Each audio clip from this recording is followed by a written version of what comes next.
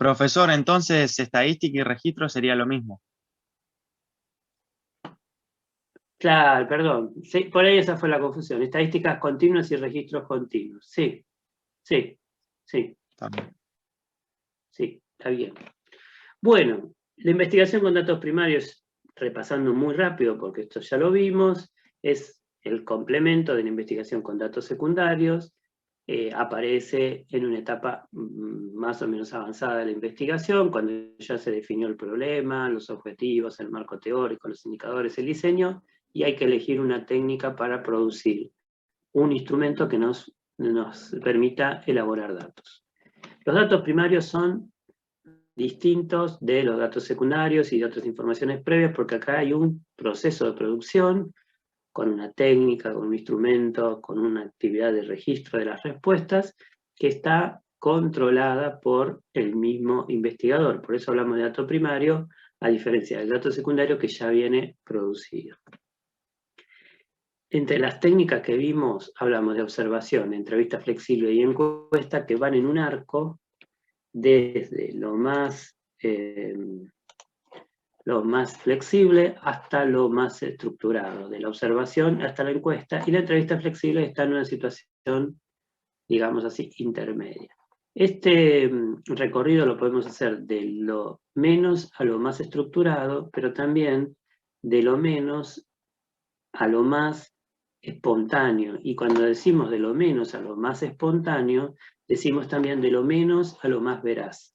Entonces, el supuesto que tenemos es que cuando estamos haciendo una observación, estamos en aquel momento donde la flexibilidad es la mayor, donde la espontaneidad es muy importante, muy considerable, y a la vez es donde más posibilidades tenemos de captar un dato verdadero. En la encuesta no es que vamos a captar mentiras, pero tenemos que tener mucho más cuidado, porque al ser un ambiente tan estructurado, es netamente artificial, y eso hace que sea más difícil que esa información sea siempre tan sincera, sea siempre tan espontánea. Vimos que hay diferentes técnicas con este rango de variación, y entre ellas habíamos hablado de la observación, que es registrar los comportamientos no verbales. Tiene una guía que es muy abierta, muy flexible, que es la guía de observación, que establece y define unidades de observación y categoría de observación, define un ambiente para observar y tiene unas hojas de codificación donde se registran los resultados, pero todo muy flexible. Vimos que había observación participante, no participante, en un marco natural y en un marco artificial. La entrevista, por su parte, es cuando nosotros registramos información verbal, pero también tratamos de hacerlo en un marco no estructurado, por eso hablamos de entrevista flexible. En este caso tenemos una guía de entrevista que es una hoja de ruta muy abierta. Entonces, ¿qué pasa con esta guía de entrevista? La guía de entrevista cuida todo el tiempo que el entrevistado se sienta confiado, que haya rapport, que haya buena devolución y buena ida y vuelta con el entrevistado. Entonces, en esta guía hay un enunciado de temas muy abiertos, sin detalles. El orden de los temas no es de ninguna manera fijo y las respuestas se registran lo más amplio que se pueda. Dentro de las entrevistas vimos que estaban las entrevistas seccionales, lo que serían entrevistas que referían a un momento en el tiempo, y las entrevistas longitudinales, que son las que dan cuenta de una historia de vida. Ojo, como siempre decimos esto, una entrevista longitudinal no es que yo entrevisto a una persona durante toda su vida para reconstruir su historia, sino que en algún momento a esa persona le pregunto sobre su pasado y la entrevista puede durar, no sé, 3 días o 5 meses, pero me va a hablar de 20 años o de 40 años. No quiere decir que literalmente estoy entrevistando durante 40 años. Y las entrevistas también pueden ser individuales o grupales. Dentro de las entrevistas grupales hay una técnica que es la de los focus groups, o también llamados grupos focales, donde la idea es que se junta personas que tienen afinidad de intereses, afinidad de identidades, y que les permite expresarse con mayor libertad, con mayor confianza, y muchas veces en ese contexto salen expresiones, salen ideas que es más difícil que se hubieran producido si la persona se sentía cuestionada, en discusión o demás. Esta idea es clave, la idea del rapport es la de la relación que hay entre entrevistado y entrevistado, que pretende ser una relación de empatía, de confianza, todas necesarias para que el entrevistado se mueva con espontaneidad, y esto requiere que haya un trabajo para el cual hay mucho de artesanal. Es difícil conseguir esa confianza en una sola entrevista, por eso se piensa que muchas veces la entrevista está compuesta por varios encuentros, y finalmente es importante en qué lugar, en qué ambiente se hace la entrevista. Y llegamos a la encuesta, que es donde habíamos quedado la vez pasada. Decimos que una encuesta es un registro de información verbal, pero en este caso con un alto nivel de estructuración. Hay un cuestionario, que es el instrumento en este caso, donde es sumamente definido. Quiero decir, un buen cuestionario se lo prueba y se mide cuánto tiempo dura, y se trata que tenga una duración, por ejemplo, no mayor de 30 minutos. Esa duración de tiempo, como decíamos, puede ser relativamente ajustable si el tema es más o menos interesante para las personas que la contesten, porque eso me permitiría, sobre todo si el tema es más interesante, extenderme un poco más. Pero ojo, si la encuesta es una encuesta de algo muy poco atractivo, uno tiene que tener la precaución de quizás hacer un cuestionario más corto. Entre los rasgos que vamos a destacar de un cuestionario está que la mayoría de las preguntas son cerradas, es decir, preguntas con opciones de respuesta que se definen de antemano. Tenemos que tener un control de la irradiación de las preguntas. ¿Qué es este control? Y es el control de que contestar una pregunta no impacte en las demás que se van a contestar. Entonces, para que esto esté controlado, se toma mucho recaudo de cómo es la secuencia, de qué pregunta viene primero, cuál viene después y cuál viene después, porque si tenemos la sospecha de que una pregunta puede impactar en la siguiente, tratamos de meter otras preguntas en el medio para que haya un cambio de clima, por decir. Se trata también de controlar que el encuestado conteste cada pregunta por sí. ¿Qué quiero decir con esto? A ver, lo vamos a pensar en términos de la vida cotidiana. Si yo, por ejemplo, digo que me gusta leer, me preguntan, ¿te gusta leer? Sí. ¿Cuántos libros leíste el último año? Si yo el último año no leí ningún libro, después de haber contestado que me gusta leer, me voy a sentir un poco raro, un poco en ridículo, pongamos que sea la palabra. Entonces, eso me va a llevar, a veces, a que invente. Sí, leí como 2 libros el año pasado. Entonces, no. ¿Yo qué tengo que hacer en ese caso? Tengo que, quizás, si me interesa preguntar una cosa y otra, no tenerlas tan juntas una de la otra. Porque lo que me va a pasar, si pongo una al lado de la otra, es que el que contesta se va a ver forzado a tener coherencia o consistencia. ¿Qué quiere decir? Que a veces, muchas veces, los que contestamos una encuesta somos menos coherentes de lo que nos gustaría admitir. Entonces, si en la encuesta nos exponen a mostrar nuestras contradicciones, muchas veces van a provocar que las respuestas estén un poco distorsionadas, acomodadas, exageradas. En síntesis, no respuestas sinceras. Entonces uno tiene que tratar de evitar que entre dos preguntas que parece que son de lo mismo haya una coherencia forzada. Entonces, ¿cómo se hace eso? Y se mezclan las preguntas. A veces es interesante, es parte del objetivo de una encuesta, chequear que algo es como lo contesta la persona. Entonces, ¿qué se hace? Y se pregunta eso 2 veces. Pero imagínense lo siguiente, si yo les pregunto, ¿Les gustó les gustó la clase de metodología? Sí, y al rato yo les vuelvo a preguntar, ¿pero les gustó? Te acabo de decir que sí.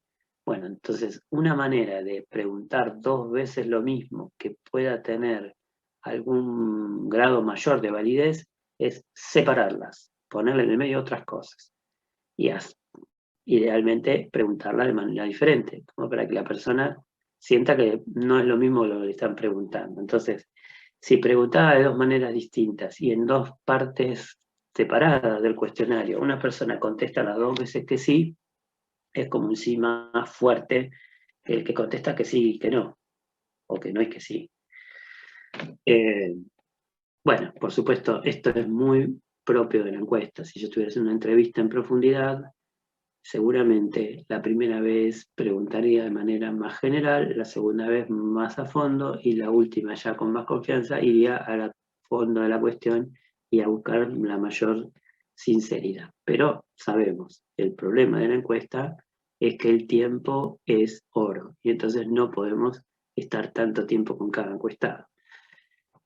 Hay temas que a veces son sensibles, son temas difíciles, problemáticos para la persona que tiene que contestar, y hay 2 caminos muy drásticos. Un camino es no aplicar una encuesta, es usar otras técnicas, por ejemplo, una entrevista flexible. Ahora, si por algún motivo yo necesito plantear esos temas incómodos, sensibles, como dice ahí, en una encuesta, la mejor manera de hacerlo es haciendo un embudo.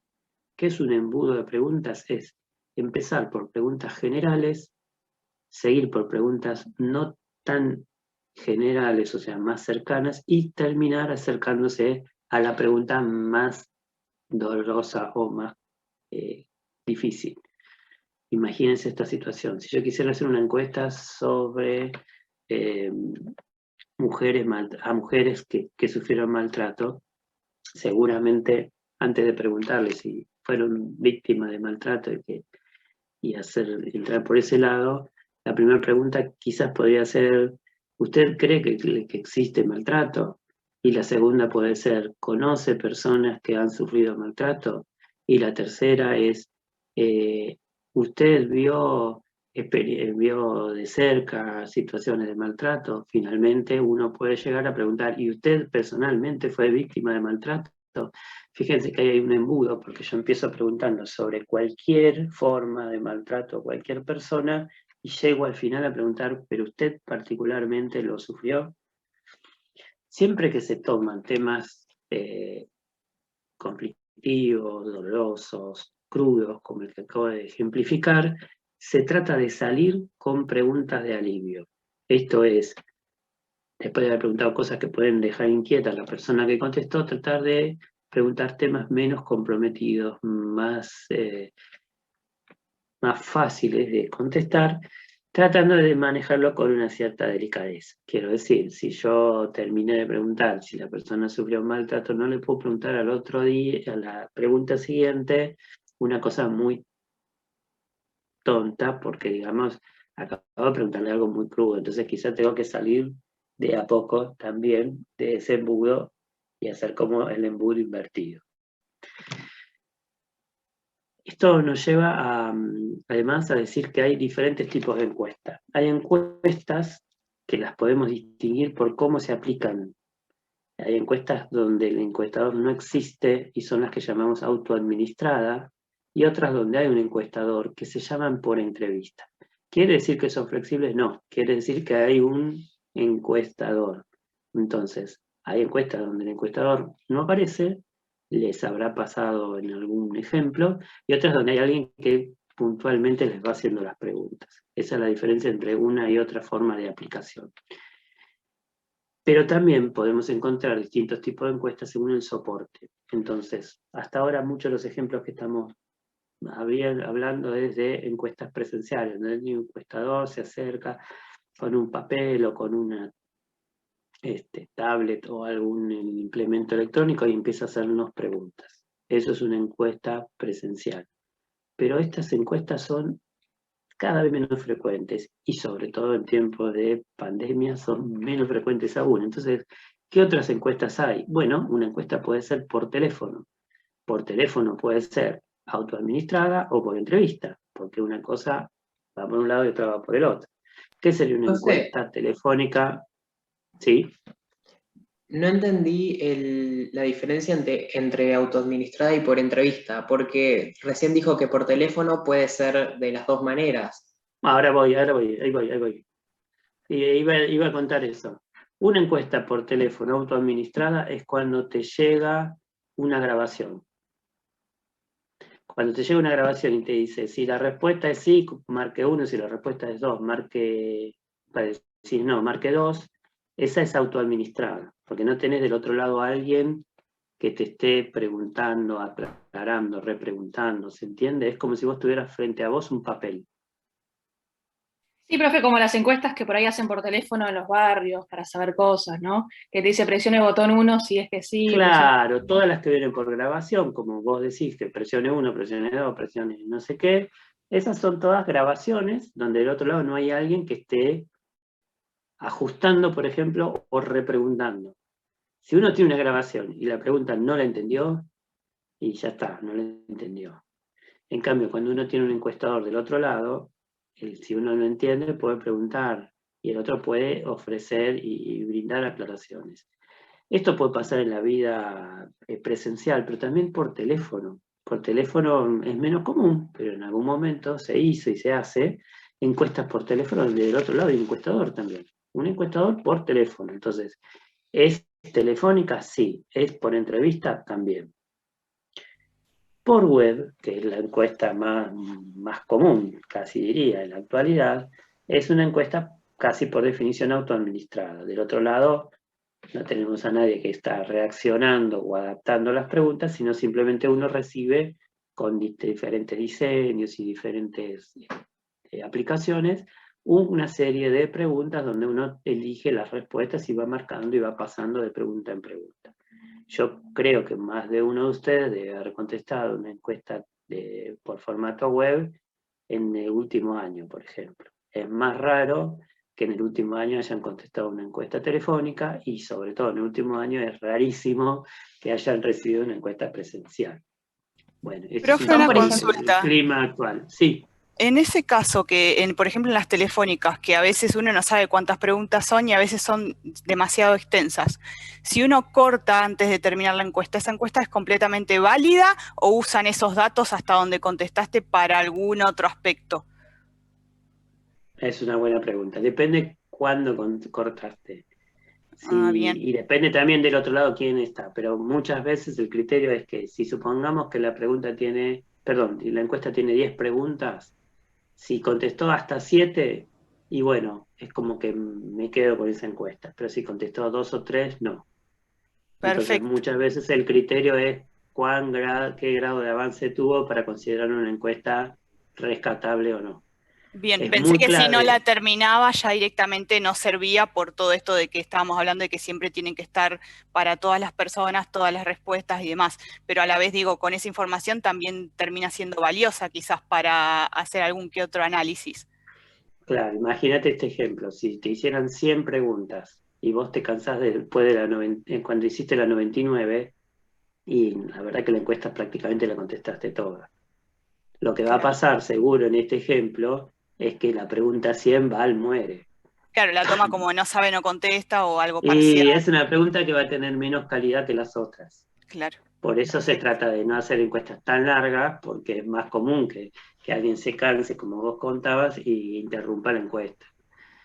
Entonces, si yo trato de tener una encuesta más o menos de una duración moderada, es más común que me la contesten completa y bueno, me faltarán algunos, una preguntita, dos preguntitas, pero el grueso está contestado. En las encuestas web es medio parecido, a veces depende de los formatos, no sé si han contestado alguna, pero a veces tengo todas las preguntas juntas en la pantalla y otras, depende de lo que voy contestando, me va habilitando nuevas pantallas. Y una cosa que suelen tener las encuestas web es muchas veces una barra de avance, ¿no? Que Sí. me quedé pensando en la pregunta en la encuesta por teléfono, si vos contestaste 99 y te vas, es una lástima cuando solo faltaba una. pero Claro. muchas veces en la grabación eso vos no lo sabés. En las web lo que he notado es que a veces te miden el tipo de respuesta, o sea, el tiempo. Si la haces toda rápido, como que no vale porque no analizaste las preguntas y como que no la toman como verdadera. Y sí, tiene menos calidad, totalmente, claro, claro. Yo contesto he visto unas encuestas que intercalan en el medio de las preguntas una pregunta que es un control de si uno está atento a lo que está contestando. Entonces, a uno le preguntan, por ejemplo, ¿fuiste al supermercado la última semana? Sí. ¿Qué compraste? ¿Lácteo, carne? No sé, bueno, no sé, lo que se puede comprar en el supermercado. Y después de contestar 10 preguntas, viene una que es, bueno, necesitamos saber si usted está atento a lo que está contestando. Entonces, elija la opción siempre. Entonces después le ponen la opción nunca, a veces, siempre. Y si uno está medio distraído y haciendo la cosa medio rápido, ¿qué le pongo? Le pongo más o menos, a veces. Bueno, esa encuesta se cae porque evidentemente el que llegó ahí está mirando para otro lado y contestando cualquier pavada. Entonces hay esos controles que sirven por lo menos para ver, como vos decías, que la encuesta se está haciendo con un cierto grado de atención, no poniendo cualquier cosa por poner. Es difícil, Profe. es mucho más fácil, perdón, Rodrigo, es mucho más fácil cuando tenés un encuestador, sí. No, perdón. Las que son por web, digamos, ¿son siempre autoadministradas o no? Sí, claro, sí. Que yo sepa, sí. Son como las que nos toman en la universidad a final de cuatrimestre, de cada materia, digamos. Claro, sí. Son encuestas donde no hay alguien del otro lado, donde si una pregunta no es clara y qué sé yo, uno no tiene a quién preguntarle, ¿no? Y una cosa muy importante que ya a esta altura la tienen que imaginar. A ver, si yo, en la época donde las encuestas eran en papel, cuando uno hace una encuesta en papel, hay una página que es la página 1 y otra página que es la página 2, y hay una pregunta que es la 1 y otra que es la 35. Sin embargo, cuando yo a alguien le reparto un papel y lo dejo que la conteste, no puedo controlar que conteste la 1 antes que la 2 y que conteste la 35 al final. Es imposible de controlar. Yo, en la época de las clases presenciales, muchas veces he aplicado encuestas a los estudiantes repartiendo una hoja, tac, y después en qué orden los estudiantes contestan las preguntas es inmanejable. Uno las prepara, las diseña para que se haga la 1, la 2, la 3, la 4 en ese orden, pero la verdad que cuando son autoadministradas es mucho menos seguro que se hagan de esa forma. Son desventajas que tienen las encuestas autoadministradas, pero se pueden imaginar que la ventaja más grande que tienen es el costo. Las encuestas por web son las más baratas que hay, y no quiere decir que sean las mejores, quiere decir que son las más baratas. Por eso son muy comunes, por eso son tan frecuentes, y por eso a veces dan resultados que no son buenos, o sea, resultados que no son reales. ¿Qué tipo de preguntas puedo encontrar en una encuesta? Y acá ya estoy hablando en papel, en teléfono, en entrevista autoadministrada y demás. En general, puedo distinguir las preguntas según la forma, las opciones y el tema. Según la forma, hay preguntas cerradas y preguntas abiertas. Una pregunta cerrada es, por ejemplo, si nos dicen, en la última semana, ¿realizó alguna tarea por al menos una hora a cambio de un pago en dinero o en especie?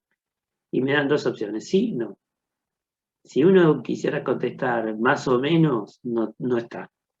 Es o sí o es no. Si uno quisiera sí, pero me aburrí, o no, pero me hubiera gustado, tampoco. Hay sí y hay no. Cuando uno hace una pregunta abierta, ¿cuál fue la tarea que realizó en ese trabajo? Es un ejemplo. Ahí el encuestado tiene libertad. En todo caso, tendrá un límite que es el espacio o el tiempo que tiene para contestar esa pregunta. Así que ahí es otro tipo de registro.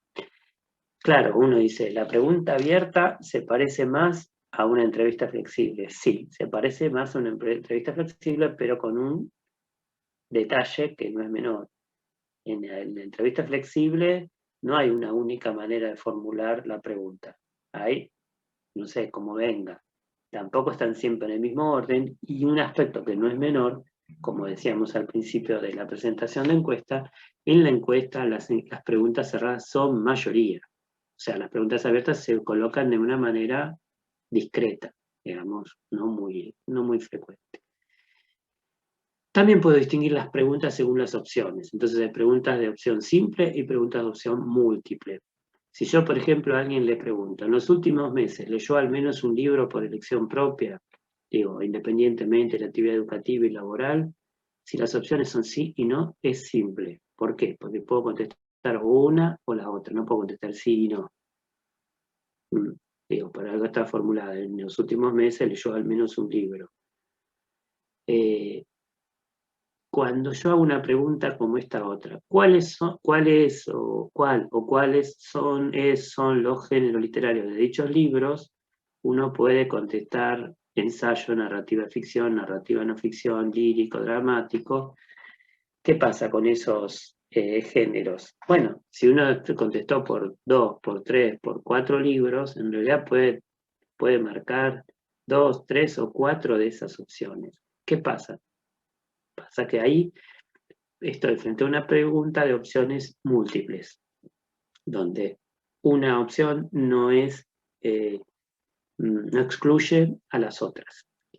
Esto es interesante verlo desde la lógica de la metodología, porque en la primera está claro que tenemos una variable, leyó al menos un libro, y 2 categorías que son mutuamente excluyentes, como siempre enseñamos, sí y no.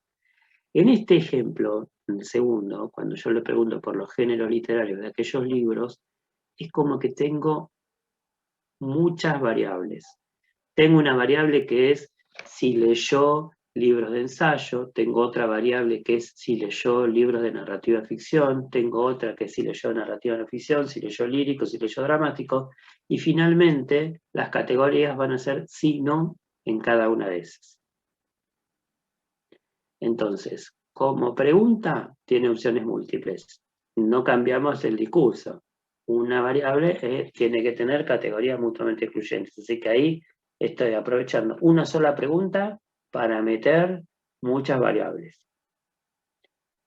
En el tercer criterio, para distinguir las preguntas, las distinguimos según el tema. Entonces puede haber preguntas de hecho y preguntas de opinión. En los censos de población, en las encuestas oficiales, es muy común que las preguntas sean de hecho. Si a alguien le preguntan cuál fue el máximo nivel de educación alcanzado, o trabajó la última semana, o si tuvo algún hijo alguna vez en la vida, son todas preguntas que podemos llamar de hechos. Ahora, si a mí me preguntaran cómo considera que ha sido la política económica en el último trimestre, esa es una pregunta de opinión, típica de las encuestas de opinión pública. Entonces, fíjense que acá estamos usando varios ejemplos con 3 criterios que son distintos entre sí. Entonces una pregunta puede ser cerrada, de opción simple y de hecho. Por ejemplo, ¿cuál fue el máximo nivel de educación alcanzado? ¿Por qué cerrada? Porque yo no tengo mucha libertad. Tengo, en este caso, 3 opciones. ¿Es simple? Sí, porque yo no puedo elegir primario y secundario. Tengo que elegir el máximo. Entonces, si llegaste a secundario, el máximo es secundario. Un año. Y después es una pregunta de hecho. Yo no estoy opinando si me sirvió o no me sirvió lo que estudié, sino cuánto estudié, hasta dónde llegué. Cuando se redactan preguntas, ¿qué cosas hay que tener en cuenta? Bueno, primero, como siempre decimos, por más que no es una entrevista flexible ni un rapport, es importante que captemos el interés de los encuestados. Entonces, una manera de darle más aire y más libertad a los encuestados es incluir algunas preguntas abiertas. Para una persona que todo el tiempo tiene que contestar sí, no, sí, no, sí, no, 1, 2, 1, 2, es un poco rutinario, que puede llegar a ser desgastante. darles opciones de ordenar respuesta también tiene como un aspecto casi lúdico. Imagínense si yo en vez de decir cuáles son los candidatos que más le gustaría para la próxima elección de diputados, yo le doy, no sé, 10 nombres y que me los ordene de menor a mayor simpatía. Bueno, es la misma pregunta, pero hecha de una manera un poco más con juego, por decir. Por supuesto, el juego ese hay que armarlo bien, porque si es en un papel tiene que ser suficientemente clara cómo queda la respuesta, si es por teléfono hay que administrar qué numeritos hay que tocar en el tecladito o como sean los números, y si es en la web, lo mismo. Cada vez más, sobre todo en las encuestas web, hay muchas aplicaciones y soluciones gráficas para que este aspecto más visual y más lúdico ayude al encuestador, al encuestado, mejor dicho, a que se sienta más cómodo, más, no sé, más entretenido contestando la encuesta. También otra alternativa es utilizar escalas, que eso se usa mucho en los formularios web, en Google Form, por ejemplo, que es en una escala de 1 a 5, de 1 a 10, ¿cuánto le gustó el tema de encuestas en el curso de metodología? Bueno, y pondrá 3, 4, 8. Le da un poco más de libertad de que si la pregunta es ¿le gustó? Sí, no. Hay que tratar de reconocer diferencias entre los encuestados. Esto es, a veces uno cree que todos los encuestados son iguales y entonces asume que todos hablan el mismo idioma o entienden todo de la misma manera. Entonces hay que tener como un cierto cuidado en ese aspecto, sobre todo si uno está haciendo una encuesta grande. Si yo hice una encuesta a estudiantes de Luján, bueno, creo que es una población bastante homogénea. Pero ¿qué pasa si yo voy a hacer una encuesta a jóvenes de toda la provincia de Buenos Aires? Habrá el que llegó a la universidad, el que no, el que tiene cierto nivel socioeconómico, el que tiene otro nivel, el que tiene una cultura, el que tiene otra. Entonces, uno tiene que tener esa capacidad de hacer un cuestionario que funcione para todos.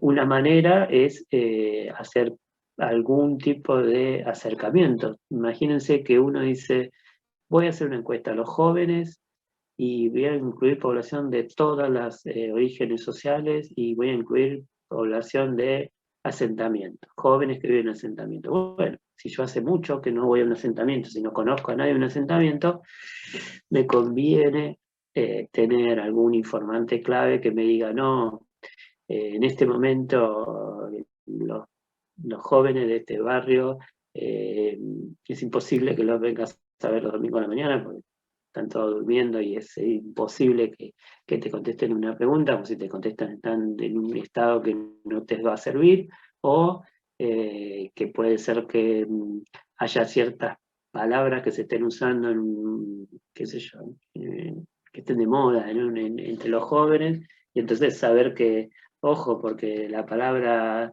no sé, corte antes significaba una cosa sola y ahora puede significar varias. Tener también cierto cuidado con temas que pueden ser más sensibles en una población. Y, bueno, como decíamos del ejemplo de los códigos de subcultura, qué sé yo, algunas preguntas pueden sonar chocantes, irritantes, o no se entienden en algún grupo de encuestados, entonces hay que tener algún acercamiento previo. Sí. Perdón, ¿cómo sería el tema de esto que mencionaba recién del informante clave? ¿Cómo accedemos a eso? Bueno, imagínate que vos no conoces a nadie en un barrio y tenés que ir a hacer una encuesta. Bueno, primero te acercás a alguien que sea del barrio y no le vas a hacer una encuesta, sino le vas a hacer una especie de entrevista y le vas a explicar, mirá, yo necesito hacer una encuesta, no conozco a nadie en este barrio, la encuesta es sobre este tema, pensaba preguntar esto, fíjate el cuestionario, ¿te parece que las preguntas son claras? Y el otro te podrá decir... Como alguien que sea de nexo, que nosotros Claro. nos averigüemos que vamos a conseguir la información que queremos y que nos ayude con eso, digamos. Sí, que vos la encuesta no la vas a dejar de hacer, pero él te puede advertir, mirá que la pregunta 8 te la van a tomar de mala manera, o mirá que la pregunta 15 no te la van a entender, o mirá que Bien, la pregunta 11 la pueden entender de distinta manera. Ujú. ok.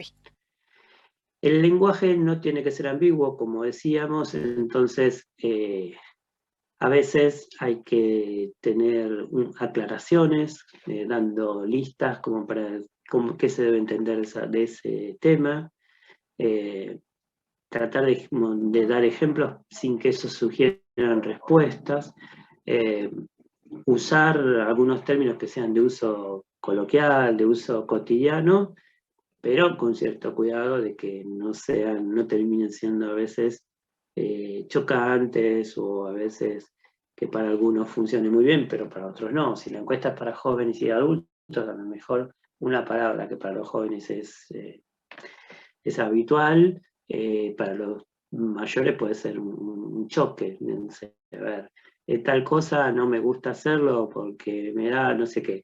Bueno, qué sé yo, para los jóvenes puede ser absolutamente fácil decirlo de esa manera, y para los grandes un poco más incómodo. Entonces, en el tren de ganarse la juventud, pero en la encuesta podemos perdernos a los adultos. Entonces, tener un poquito de equilibrio. Y a veces, si los términos son un poco sofisticados o técnicos, incluir alguna explicación puede llegar a ser útil. Tampoco, si son todos términos rarísimos, no tiene sentido darles un manual para contestar la encuesta. En todo caso, estaremos fallando con elegir el tema y la población a la cual estamos haciendo las preguntas. De la estructura del cuestionario, tiene que tener una presentación que le dé como un contexto del estudio. Esto es casi como en cualquier investigación que uno se presenta, puede ser una entrevista flexible también. Acá, como es más estructurado y es una frase cortita, es un poco más delicado elegir bien las palabras que se usan.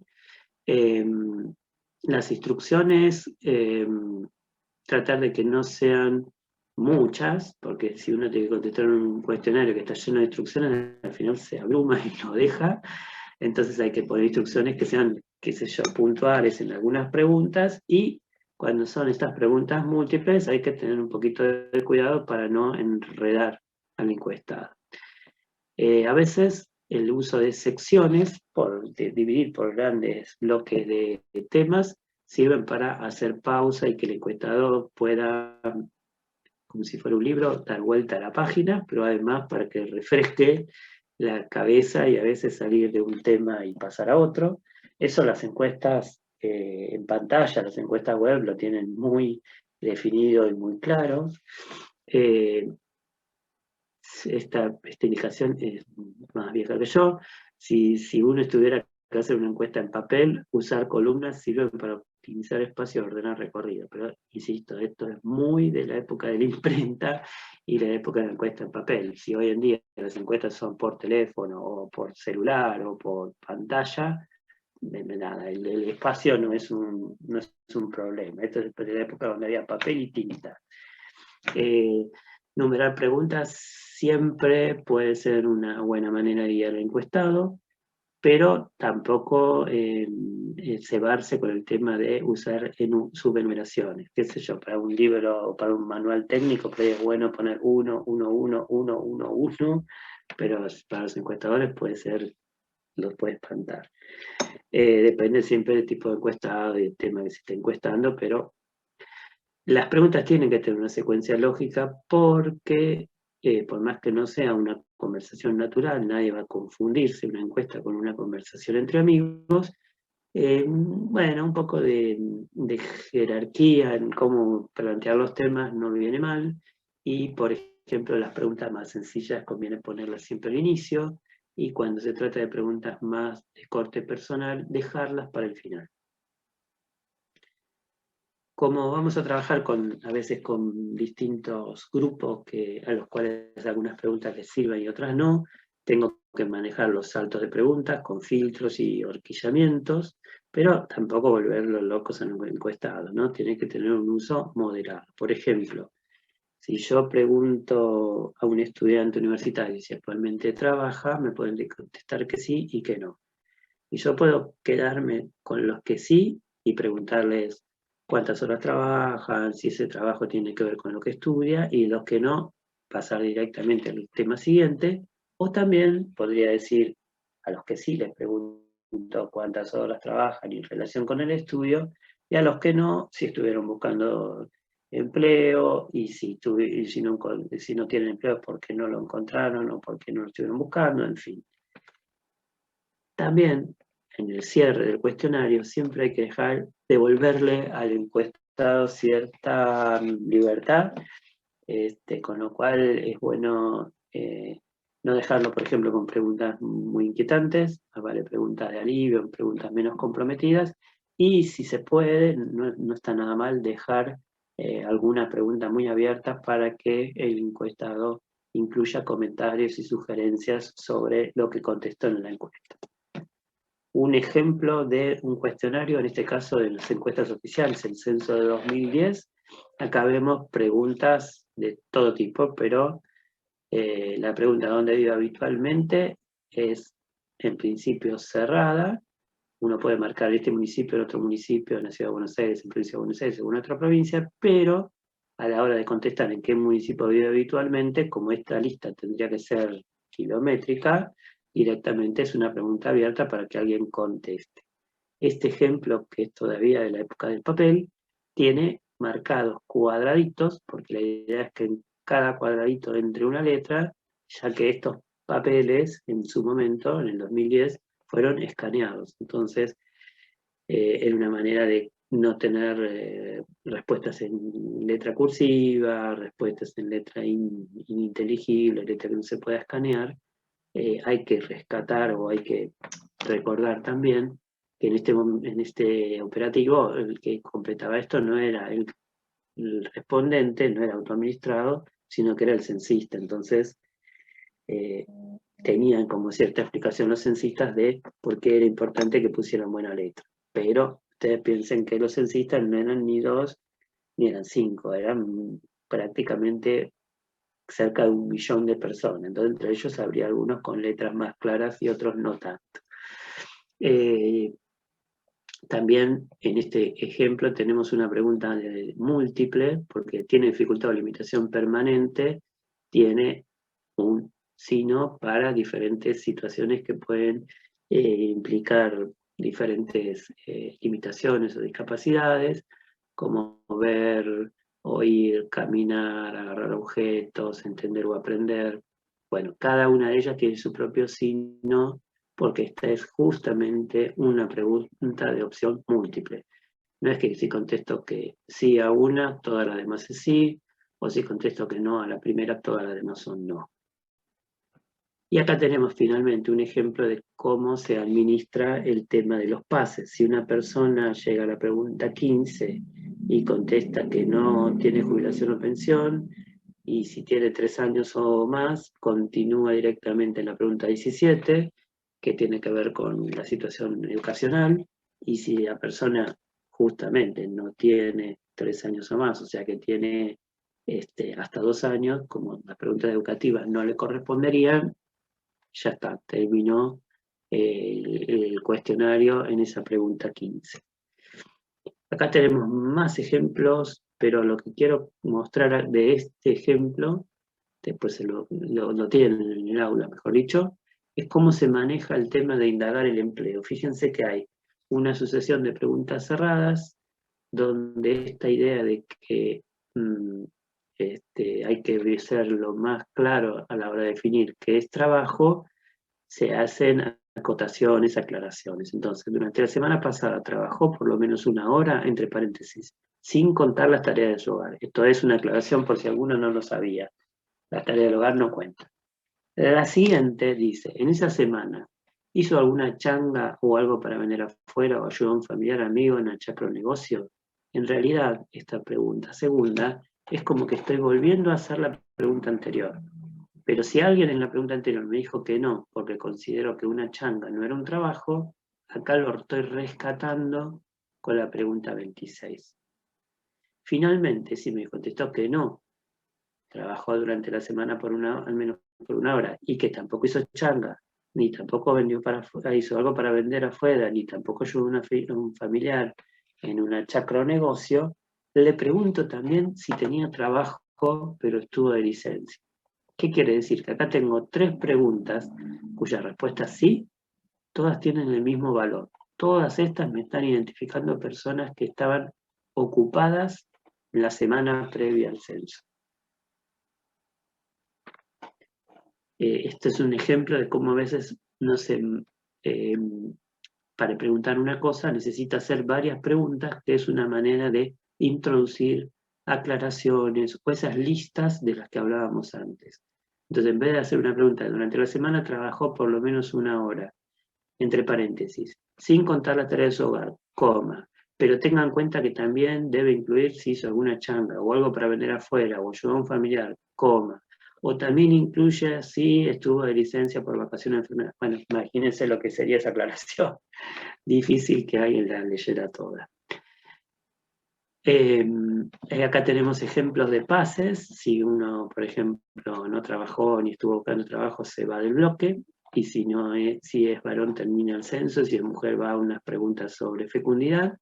Y en el caso de estas preguntas, las 29 y 30, tenemos un ejemplo muy claro de preguntas abiertas. Entonces, en un censo de población que es a millones de personas, imagínense ustedes, se trata de tener casi todas las preguntas cerradas. Sin embargo, no se le encontró una solución mejor y por eso todavía hay preguntas abiertas sobre la rama de actividad, esto de a qué se dedica o qué servicio presta la empresa o el lugar donde trabaja más horas, y tampoco a la descripción de la tarea o de la ocupación, que es esa pregunta por el nombre de la ocupación. Este bloquecito, estas preguntas que vimos de la 25 a la 30, aunque a ustedes les parezca que es una cosa muy sencilla, tiene décadas que se viene revisando, ajustando, corrigiendo, discutiendo para tratar de captar las distintas formas de empleo, sobre todo los empleos más precarios, los empleos más menos estables, que de otra manera se dejarían de registrar. Bueno, para cerrar datos primarios, decía, una comparación que podríamos hacer entre observación y entrevista flexible para terminar de decir, bueno, ¿en qué sentido me conviene una y en qué sentido me conviene la otra? Los textos que están en rojo son los que me van identificando situaciones favorables o más ventajosas si aplicamos una observación, y los verdes, en este caso, situaciones donde es más conveniente aplicar una entrevista. En síntesis, las situaciones donde es comparativamente mejor aplicar la observación que una entrevista flexible es donde, por ejemplo, o qué situaciones son más convenientes. En la observación yo no tengo que negociar la voluntad de los implicados. Imagínense si yo voy a un lugar público, no les estoy avisando que los observo, de hecho no estoy alterando sus actividades, entonces no les tengo que pedir que hagan algo para mí. Simplemente las personas hacen lo que venían haciendo y yo puedo observarlas. Distinto es cuando hago una entrevista, porque alguien te va a decir, necesito hacerte una entrevista, ¿me podés contestar? ¿Y cuándo lo podés hacer? Y mirá que necesito hacerte muchas preguntas, y mirá que tal vez es 1 hora, y mirá que son varios encuentros. Bueno, estoy pidiendo una voluntad importante al otro. Cuando uno observa, tiene la capacidad o la posibilidad de apreciar la totalidad del escenario, la totalidad del objeto de estudio. Entonces, perdón, no entendí la voluntad de los implicados. O sea, es como que digan que sí las partes para poder recurrir a una entrevista, ¿no? Listo, gracias. Claro, cuando yo observo a alguien, si no le voy a alterar su rutina, no tengo que pedirle nada, ¿no? Imagínense que yo voy a hacer una observación de cómo se respetan las normas, los protocolos de aislamiento de COVID en una oficina del ANSES. No le tengo que explicar a nadie que estoy observando, no le estoy avisando a nadie. Tampoco tengo por qué hacerlo porque la verdad es que no estoy interfiriendo en la actividad de las personas. Simplemente voy, miro y tomo registro en algún lugar. Ahora, para preguntarle a alguien y que me conteste, le tengo que avisar, mirá, te estoy haciendo una entrevista, necesito que me contestes. La entrevista puede ser larga, quizás necesitemos varios encuentros, en fin. Decía que el observador tiene la posibilidad de ver la totalidad del escenario, y entonces eso es algo más difícil con una entrevista. Por una entrevista yo le puedo pedir al entrevistado que me cuente, pero siempre me voy a quedar con ese recorte que es la mirada del entrevistado. El observador, además, aprecia los fenómenos de manera directa, no tiene ninguna mediación, no es que alguien me cuenta lo que hace, yo directamente veo lo que hace. Entonces eso es una gran ventaja de la observación. Pero tiene sus talones de Aquiles la observación. Yo no puedo observar procesos de largo plazo, entonces una historia de vida la hago con una entrevista flexible, con un registro verbal, con alguien que me cuenta, porque yo no puedo estar 40 años observando a alguien, le voy a pedir a alguien que me cuente sobre sus 40 últimos años. Muchas veces en la entrevista tengo más claridad, tengo más presente que siempre hay una interpretación de los hechos. En cambio, cuando estoy observando, a veces me pierdo en la observación y puedo llegar a confundirme lo que describo con lo que interpreto. O sea, puedo interpretar mal algo y describirlo de una manera, con un sentido que no lo tiene. También la entrevista puede registrar verbalmente esos acontecimientos del pasado, justamente. Alguien puede evocar lo que hizo, lo que le pasó, y también alguien puede contar qué expectativas tiene, qué planes tiene hacia el futuro, cosa que todavía observar el futuro no se puede.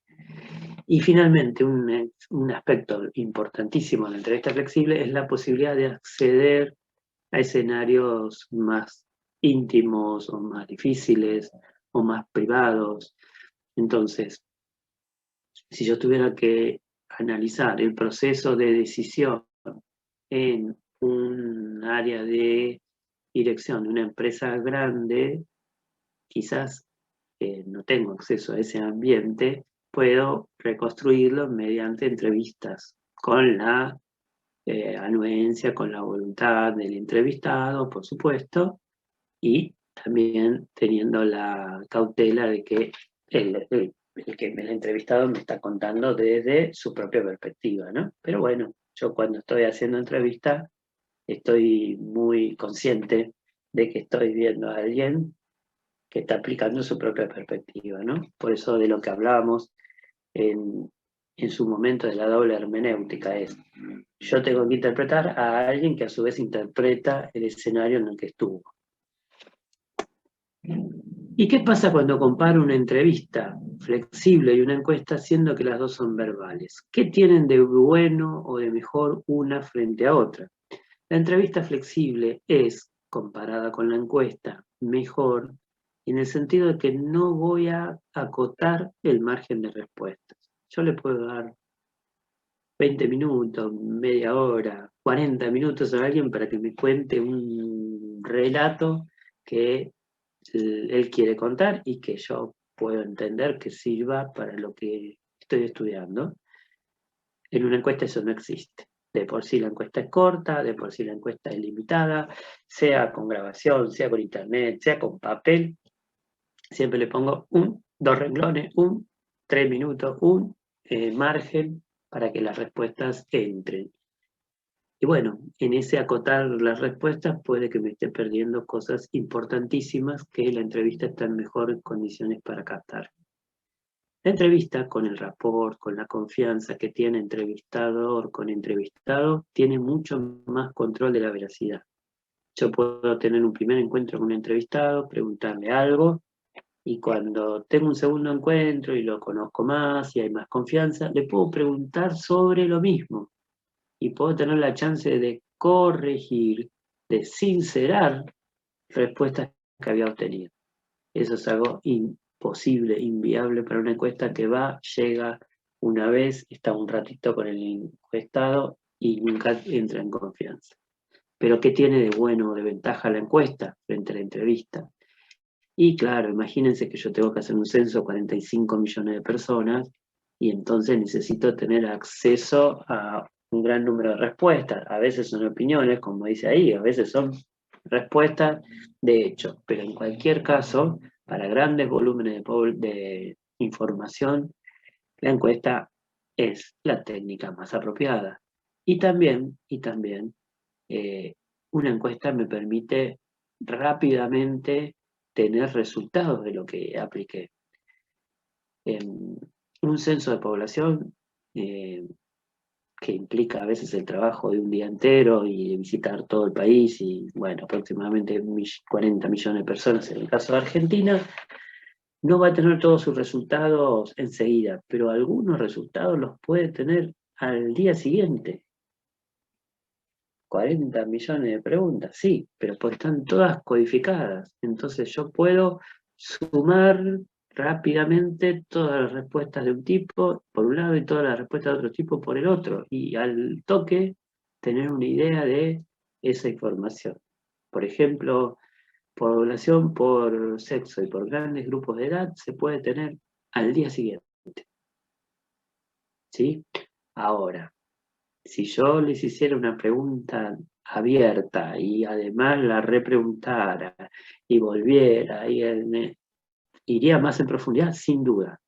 Pero esa información no la voy a procesar de una manera tan ágil. Necesito leerla varias veces, necesito compararla varias veces y de todas ellas finalmente terminaré sacando alguna conclusión. Bueno, con esto estamos terminando con datos primarios. Yo les sugiero hacer una pausa cortita, más o menos 5 minutos, y volvemos con la segunda parte de hoy.